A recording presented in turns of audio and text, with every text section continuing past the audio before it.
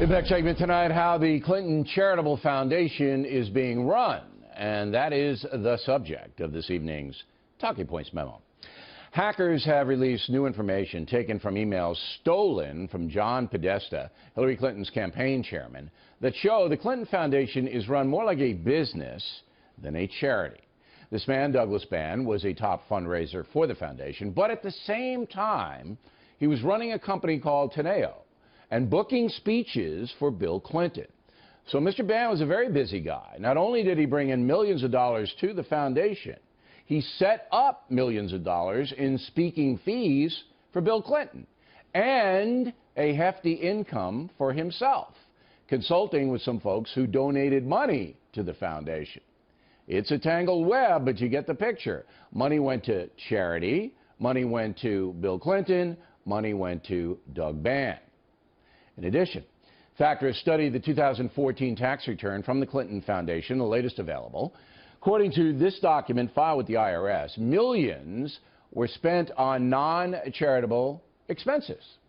In 2014, the Clinton Foundation received $338 million in revenue. Wow. 64% of that money went for charitable purposes. The rest was either saved, spent on administrative expenses, or invested. Including in the expenses are lavish salaries for Clinton pals. Then CEO Eric Braverman received $532,000 in total compensation. Not bad. Bruce Lindsay, almost $400,000. Mark Gunton, $314,000. Maura Paley, $284,000. And Dennis Chang, almost $270,000 in total compensation.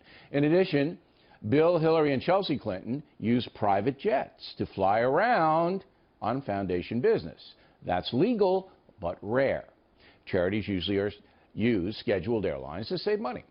To be fair, Mr. and Mrs. Clinton are very high-profile people. Secret Service agents are needed, but there's no question the private air travel afforded them an opportunity to do whatever they wanted to do and go wherever they wanted to go. That is a huge advantage for a politician planning to run for president, is it not? Talking Points believes the Clinton Foundation is a joint venture, business, political, and charitable. The Clintons figured out how to accomplish all three things under the foundation banner. It is left to you, the voter, to decide whether that is ethical. One footnote, I run my own charitable foundation named after my parents. I take nothing. No salary, no travel, no expenses. Bill, Hillary, and Chelsea Clinton do not take salaries, but they certainly have benefited from the money the foundation has received and the transactions that go back and forth. And that's the memo. Now for reaction, joining us from Tallahassee, Florida, Peter Schweitzer, author of the book Clinton Cash. So, did I make any mistakes in the memo or leave anything out, Mr. Schweitzer?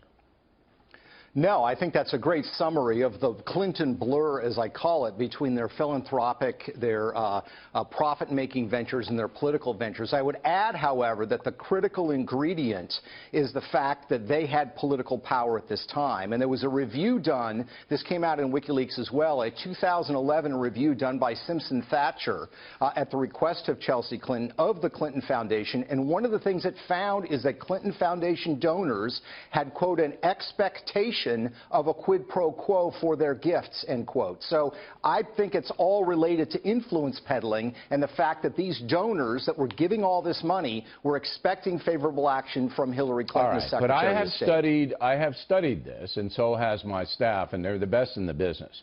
We can't find many quos, particularly from the year 2014, 15, you know, the recent. Now, you can go back with the uranium stuff. There's a Colombia, South America kind of deal here.